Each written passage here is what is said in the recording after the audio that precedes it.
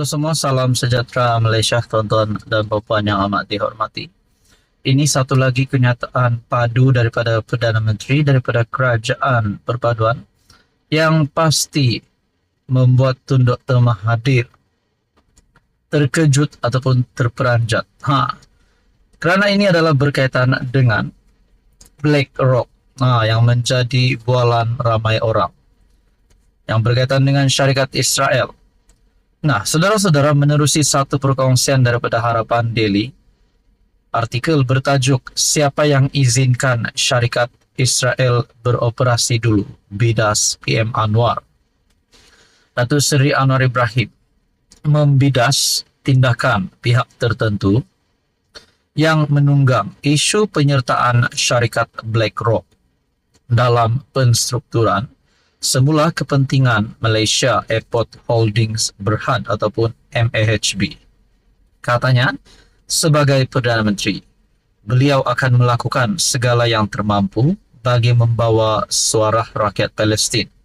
Namun dalam masa yang sama, tidak boleh mengambil tindakan yang akan melemahkan ekonomi negara.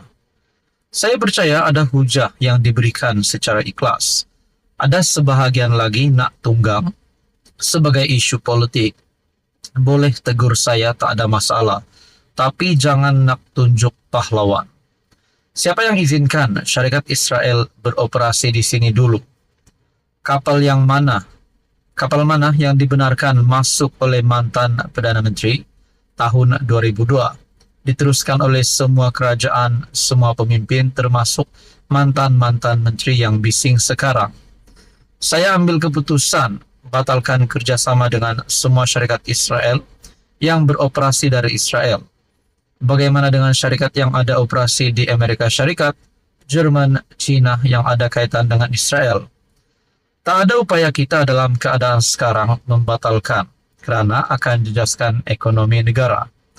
Kita runding dulu dengan Global Infrastructure Partner GIP. Akhir tahun lalu, BlackRock ambil alih.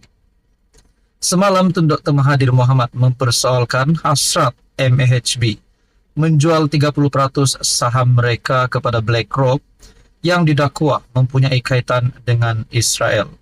Sebelum ini Menteri Pelaburan, Perdagangan dan Industri Tengku Zafrul mempertahankan keputusan kerajaan membenarkan BlackRock memiliki pegangan dalam Malaysia Airports MAHB. Dan di dalam artikel yang sama, di dalam Harapan Daily juga menyatakan, dulu PM7 jumpa BlackRock minta masuk melabur.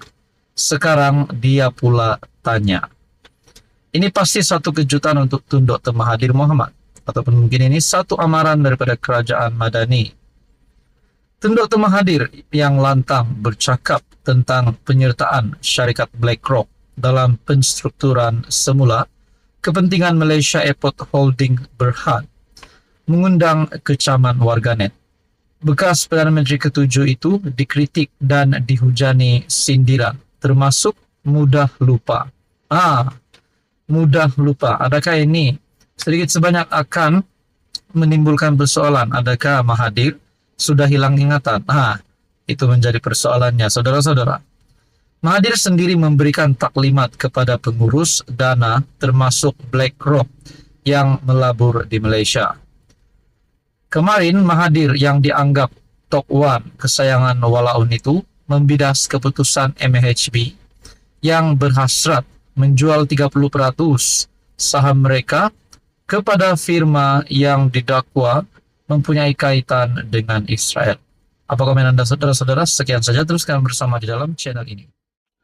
Halo semua, salam sejahtera Malaysia, tuan-tuan dan puan yang amat dihormati. Saudara-saudara, ini satu keputusan yang pasti menggemparkan daripada SPR.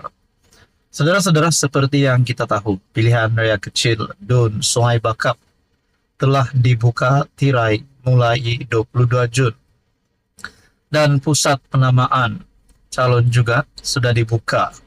Saudara-saudara, seperti yang kita tahu, disahkan hanya calon daripada kerajaan dan calon daripada Perikatan Nasional yang akan bertanding bagi PRK Dun Sungai Bakap.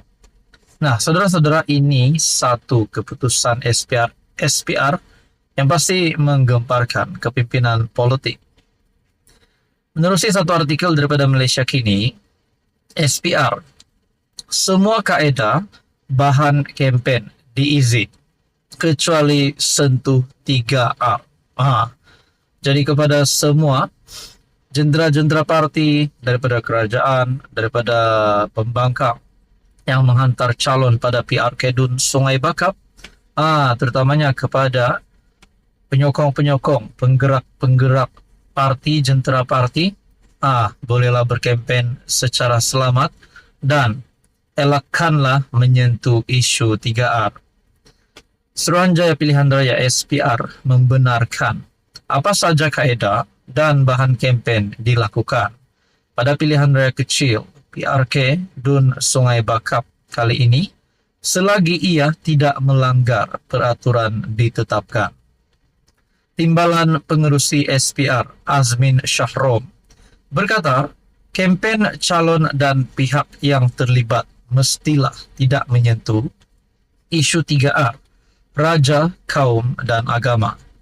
Semua kaedah dan bahan kempen adalah dibenarkan selagi mana ia tidak mengembangkan perasaan jahat, tidak puas hati, atau permusuhan atau berunsur perkauman dan menyentuh sensitiviti keagamaan, termasuk menyentuh isu 3R serta tidak melanggar peruntukan Akta 5 dan undang-undang lain yang berkaitan. Katanya dalam kenyataan, ia dikeluarkan sejurus selepas SPR secara rasmi menerima 2 pencalonan untuk bertanding di Sungai Bakap pada 6 Julai depan. Proses penamaan calon itu berlangsung di Dewan Serbaguna Jawi, Nibong Tebal. Untuk rekod, Sungai Bakap adalah satu daripada 3 kerusi dun yang terletak di bawah kawasan parlimen berkenaan. 2 lagi dun ialah Sungai Aceh dan Jawi. Kata Azmi, sesuatu lambang simbol bendera parti politik calon yang bertanding, sama ada berdaftar secara rasmi atau tidak, namun memberikan sokongan atau bersekutu dengan calon terbabit dibenarkan untuk dipamerkan. Katanya ia boleh dipamerkan secara bersama atau berasingan. Di dalam perkembangan yang lain daripada Malaysia Gazette, saya melihat PRK Sungai Bakap pusat penamaan dibanjiri penyokong parti. Saya melihat di sini banyak penyokong daripada Pakatan Harapan. Dan mungkin tidak dapat dinafikan, ramai juga penyokong daripada Perikatan Nasional. Adakah ini satu bukti kemenangan awal untuk Pakatan Harapan? Dengan saya lihat begini ramai penyokong daripada PH ataupun Kerajaan Perpaduan. Nah, saudara-saudara, kalau nak cakap kemenangan awal, di dalam community channel ini juga saya ada membuat undian. Siapakah calon yang bakal menang dan majoriti memilih calon Kerajaan Perpaduan. Jadi saudara-saudara, apa komen Anda berkaitan dengan isu ini? Sekian saja, teruskan bersama di dalam channel ini.